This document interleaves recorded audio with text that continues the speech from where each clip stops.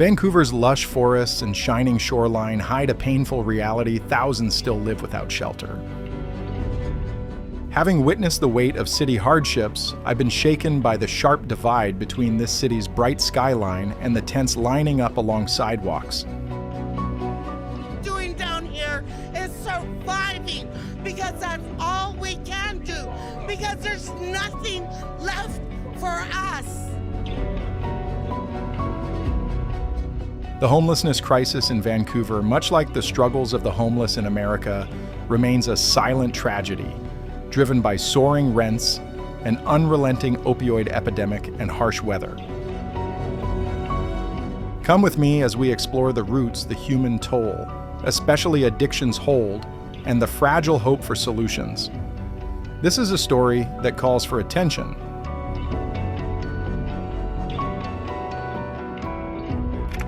The city's quiet wound. Vancouver's homelessness crisis feels like an open, throbbing wound beneath a city wrapped in lush emerald beauty. Based on the 2025 point-in-time homeless count from the Homelessness Services Association of BC, an alarming 5,232 people are without homes across Metro Vancouver, a 9% rise since 2023. Within Vancouver itself, 2,115 people squeeze into soggy tents or sleep under overpasses, with 48% fully exposed to harsh weather. Even harder to accept, 71% are stuck in chronic homelessness, their lives frozen in hardship for more than a year. Indigenous residents, only a small share of the population, represent a painful 34% of those living on the streets, an imbalance that cuts deep. Families are pulled into this unrelenting struggle as well, their children's futures clouded by constant uncertainty.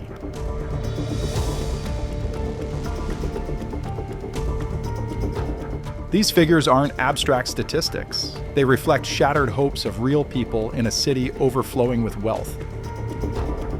I've walked through the downtown east side, where tents spill across sidewalks, and felt the weight of lives pushed aside.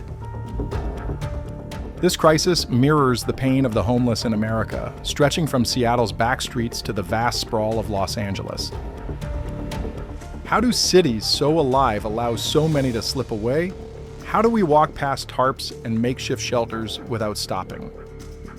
Each person stands as proof of strength amid collapse, a quiet appeal to our common humanity. As someone still haunted by their faces, I refuse to turn away. What keeps this tragedy grinding on next? Let's dig into the forces pulling these lives apart.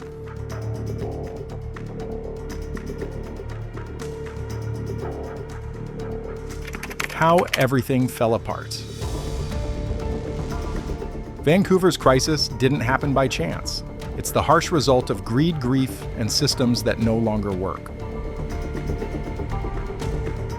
The cost of living has become merciless, with homes averaging above $1 million CAD and a one-bedroom apartment draining $2,000 to $3,000 every month. For countless people, that barrier is simply impossible to climb. Even more troubling, 35% of unhoused residents say they lost housing because they couldn't cover expenses of bitter failure in a city overflowing with riches.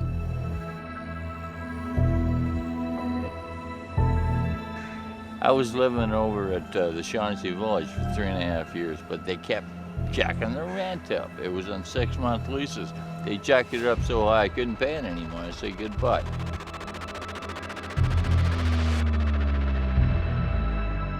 Inflation keeps turning the pressure higher, raising food and basic costs, forcing families and workers into constant survival mode. Yet money alone isn't what's breaking lives. Indigenous communities still carry deep wounds from a violent past shut out of security through long-standing systemic neglect. Women escaping abusive households often find themselves trading one form of terror for the harsh reality of the streets. Even people working full-time in low-paying jobs watch their income disappear under the weight of rent. And Vancouver's softer climate. It's a cruel twist, pulling people from Canada's colder regions only to hold them in the same financial trap. This repeating cycle reflects the suffering of the homeless in America.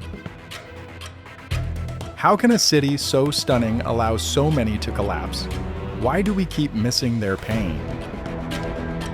As someone who has walked these rain-soaked blocks, the faces behind these facts stay with me. Addiction, an even darker presence, waits nearby to close its grip. Why do we keep allowing this to continue?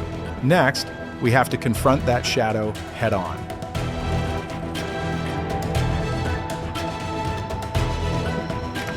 Fentanyl and the opioid crisis, fueling homelessness further.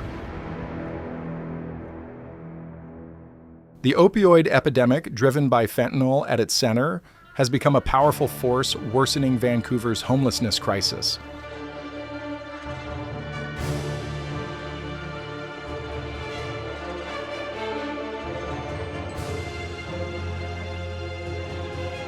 And I wanted to myself. It was the worst experience of not having something, worst withdrawal than from any drug you could ever have. Any kind of heroin or fentanyl. The methanol was the worst. I will never ever go past 60 mils again.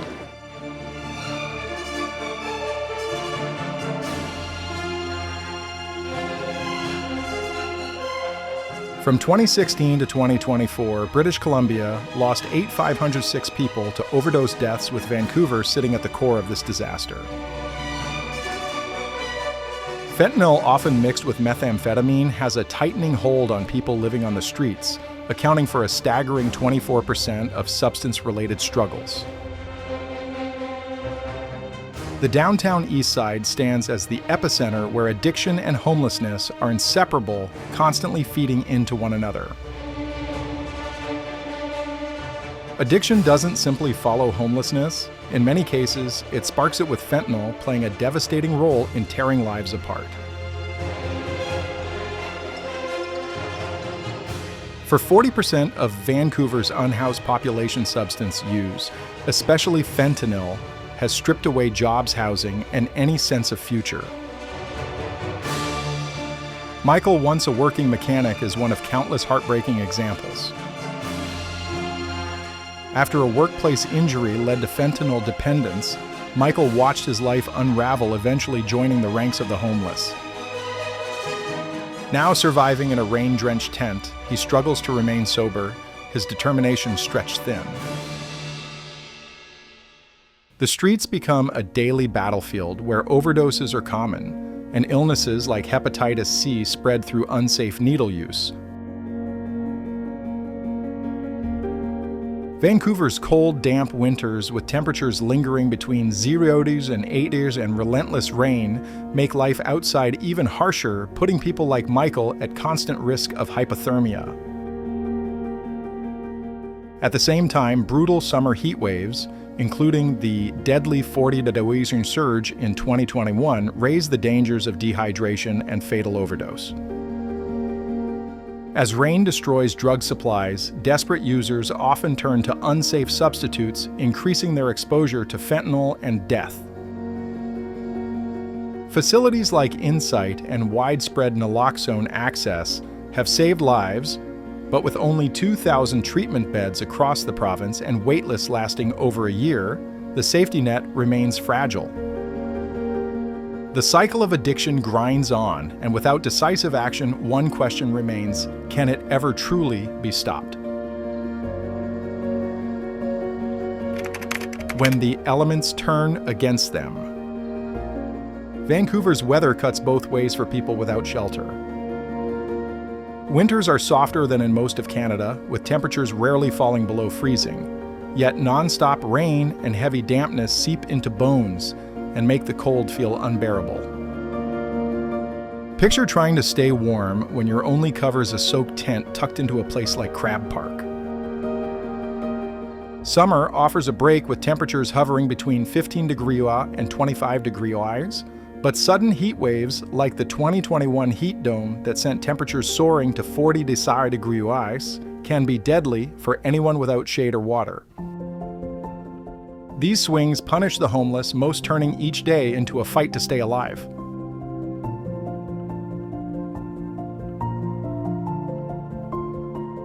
The health consequences are severe. Wet, chilly winters raise the risk of hypothermia, pneumonia, and skin infections, especially for people already worn down by addiction or long-term illness.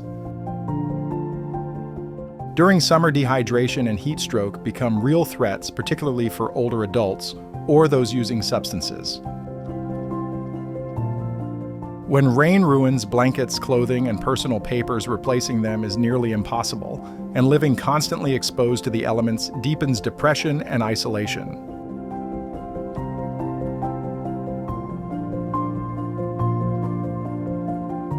Shelters provide limited refuge, but with only about 1,000 beds across the city, many are turned away, especially when winter demand peaks. The city's extreme weather response adds short-term beds during severe cold, yet it remains a temporary fix to a much larger crisis. Climate change is only intensifying the problem, bringing more floods and heat waves that disrupt encampments and essential services. How does a city brace for what's coming next? Let's turn to those carrying the heaviest burden.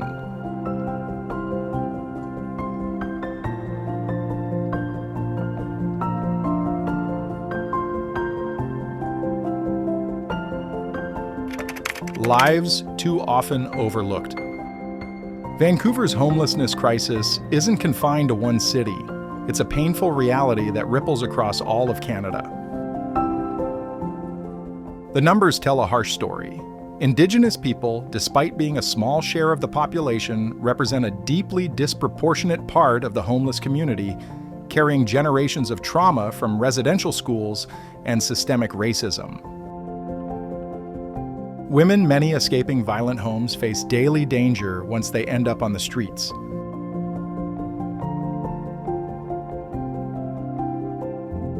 People like Parissa, a woman living without shelter in Edmonton, understand this reality all too well.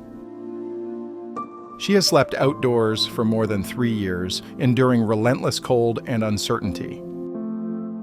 Parissa shared a discouraging account of being repeatedly forced to move by police without ever being offered a safe place to stay, and she fears she may not survive another severe winter.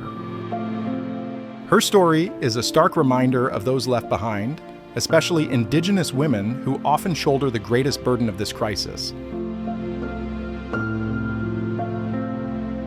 This struggle reaches far beyond any single city or community. Seniors surviving on limited pensions can't keep up with punishing rents, forcing impossible choices between housing and food. Young people aging out of foster care are cut loose without a safety net, lacking the support needed to find stability. Immigrants face language barriers and low-paying work, living constantly on the edge of homelessness. Families are also being pulled under, with children sleeping in cars or tents as affordable housing disappears. Running through all of these stories is the heavy presence of addiction and mental health challenges, locking many into a cycle fueled by the opioid epidemic.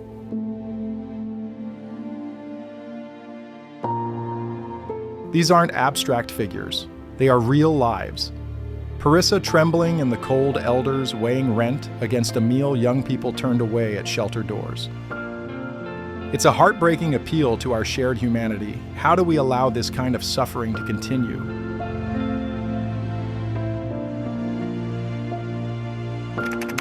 Holding on to hope.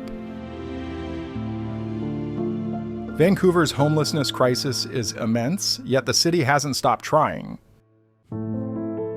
Having witnessed hope appear in the darkest moments, I'm encouraged by these efforts, even though many feel like patching a collapsing dam with thin tape. Housing. First remains the foundation, placing people in homes before addressing addiction or mental health challenges. It's the right idea, but with roughly 3,000 people stuck on wait lists and housing construction lagging, the promise feels fragile. The province's Belonging in BC plan aims to deliver thousands of new homes and shelter spaces by 2030, but for many that timeline feels painfully distant. When winter rain and cold set in, the Extreme Weather Response Program opens temporary shelters offering warmth and a hot meal. Still, with only about 1,000 shelter beds across the city, countless people are left out in the cold. Nonprofits like Union Gospel Mission and the Salvation Army step in daily, handing out coffee, food, and blankets to people worn down by the streets. I've watched their volunteers, everyday people, restore small sparks of dignity and hope.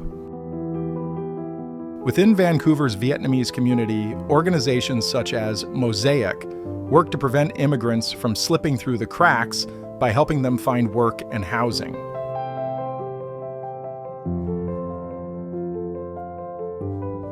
Addiction demands a stronger response.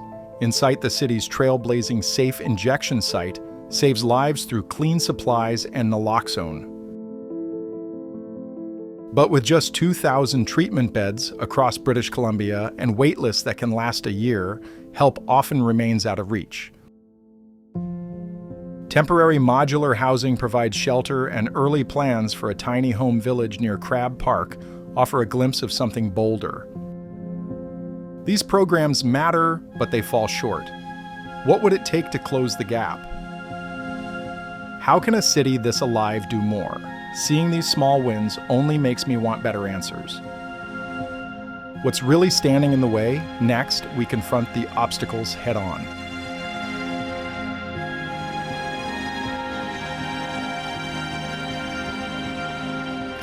Barriers that keep change out of reach. Having watched cities struggle with their deepest problems, I'm struck by how Vancouver's attempts to help the homeless keep running into hard limits. The most painful barrier is the severe shortage of affordable housing. With about 3,000 people stuck on waiting lists and only a small number of units being built, hope starts to feel faint. Even worse, 630 low-rent homes, critical lifelines for the poorest residents, have been lost to fires or neglect, dealing a heavy blow to those barely hanging on. The opioid crisis only deepens the damage, with 8,506 overdose deaths in British Columbia since 2016. Treatment options are limited, and stigma shuts many people out before they ever get help. I've heard from people who avoid shelters altogether, afraid of being judged or losing what little they own, a reality that echoes the struggles of the homeless in America, from San Francisco to Portland. Efforts to clear tent encampments in the downtown east side, meant to bring order, often leave people displaced and scattered, fueling anger and despair.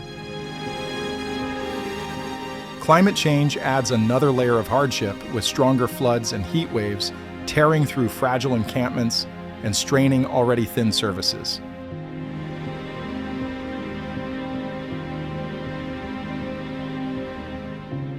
Those most at risk, Indigenous families, women, and youth, face the highest walls.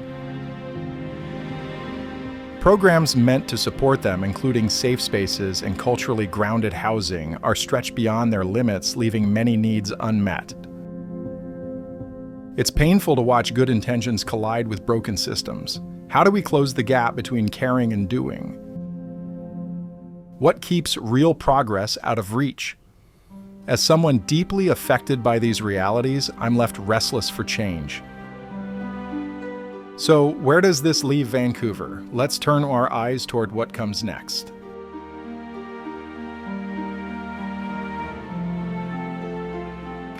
A way forward or deeper suffering.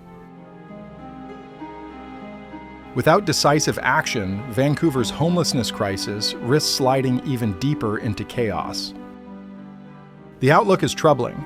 By 2030, the city's unhoused population could reach 4,700, nearly a 50% rise from where things stand now. The opioid crisis shows little sign of easing, with projections pointing to as many as 10,000 overdose deaths across British Columbia by the end of the decade if current patterns hold. The continued loss of temporary housing and SRO units will only intensify the problem, pushing more people into Vancouver's harsh reality of soaked winters and dangerous summer heat waves.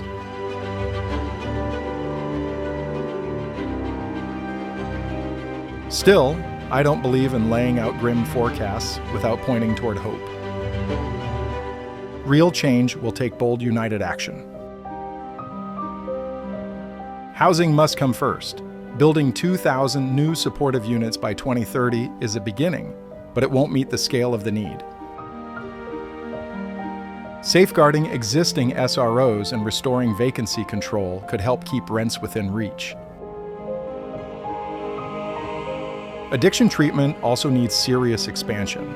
Adding 1,000 treatment beds and cutting wait times could mean the difference between life and death.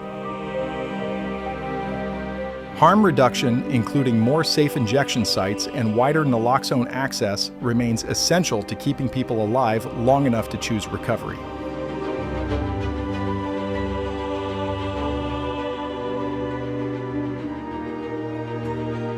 Focused help for those most at risk can't be optional. Indigenous-led housing secures shelters for women escaping violence and job training for youth. Leaving foster care can interrupt generational hardship. Climate readiness matters as well. More winter shelters and weather-resistant tents can offer basic protection from rain and extreme heat. Vancouver's Vietnamese community and other immigrant groups can do more by partnering with nonprofits to share resources and advocate for solutions. True progress depends on cooperation, government service providers, and communities pulling in the same direction. The stakes couldn't be higher, and time is running short. Will Vancouver meet this moment or let it slip away? Let's close with a few final reflections.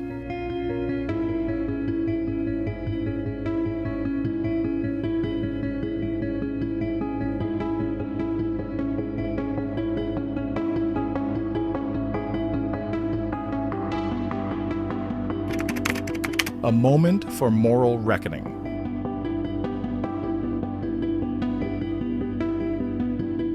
Vancouver's homelessness crisis reflects a global struggle echoing the suffering of the homeless in America.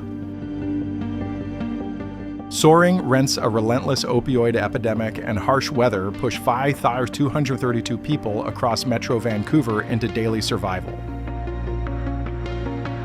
Indigenous families, abused women, displaced youth, and aging seniors deserve more than tents soaked in despair. Addiction tightens its hold, yet small signs of hope remain. Housing First programs and devoted nonprofits still push forward. The gaps are clear and urgent. More housing, better treatment, and real compassion are needed now.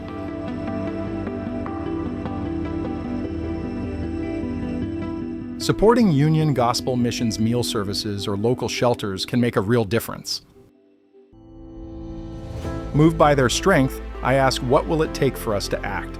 The homeless in America are waiting too, and we must not look away.